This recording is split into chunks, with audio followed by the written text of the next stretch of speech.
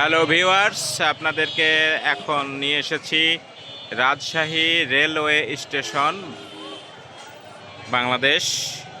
এখন বাংলাদেশ সময় রাত 10টা 15 বাজে। এটা রাজশাহী রেলওয়ে স্টেশন বাহির চত্বর দেখতে পাচ্ছেন। অনেকগুলি রিক্সা, অটোরিক্সা দাঁড়িয়ে আছে এবং এটি একটি শহর।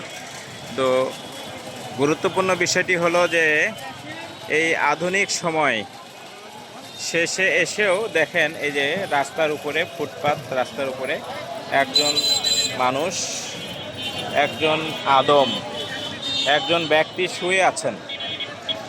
এখানে তার নিরাপত্তা নাই। তিনি আজকে রাতে খেয়েছেন কিনা তাও জানা যায় নাই। দেখেন জাস্ট একটা গামছা বিছিয়ে শুয়ে আছে, মাথার নিচে আরও কিছু কাপড় চোপড় দিয়েছে। এবং সেই সাথে আরও একটি দারুণ ব্যাপার হলো, এখানে অনেক মশা আছে, পোকামাকড় আছে, পেশাবের দুর্গন্ধও আছে। এই কোনায়, রাস্তার এই কোনায় আরও একজন ভদ্রলোক শুয়ে আছেন, যিনি মশার কামড় থেকে বাঁচার জন্য দেখেন মশারিটা টাঙিয়েছে একটা খুঁটির সাথে ইট বেঁধে দিয়ে, এবং সেখানে তিনি শুয়ে আছেন ভিতরে একটা বস্তা বিছিয়ে, আর ইটের উপরে বস্তাটা দিয়ে ইটের উপরে মাথা দিয়ে শুয়ে আছেন। বেশ বয়স্ক মানুষ, আধা পাকা চুল।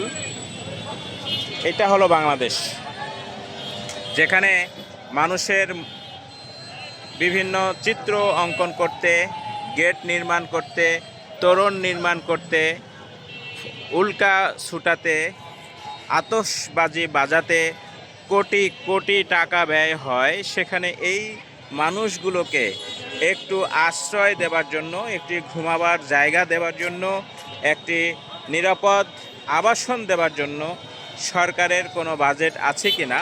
ওই যে একজন মানুষ শুয়ে আছেন, এবং উনি তো মশারি ছাড়াই শুয়ে আছেন, আর ইনি মশারি সহ শুয়ে আছেন।